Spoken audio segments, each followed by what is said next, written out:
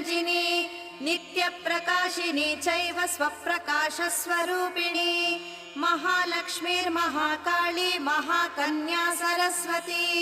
भोगवैभवसन्धात्री भक्तानुग्रहकारिणी ईशावास्या महामाया महादेवी महेश्वरी हृल्लेखा परमाशक्तिर्मातृका बीजरूपिणी नित्यानन्दा नित्यबोधा नादिनी जनमोदिनी सत्यप्रत्ययिनी चैव स्वप्रकाशात्मरूपिणी त्रिपुरा भैरवी विद्या हंसा वागीश्वरी शिवा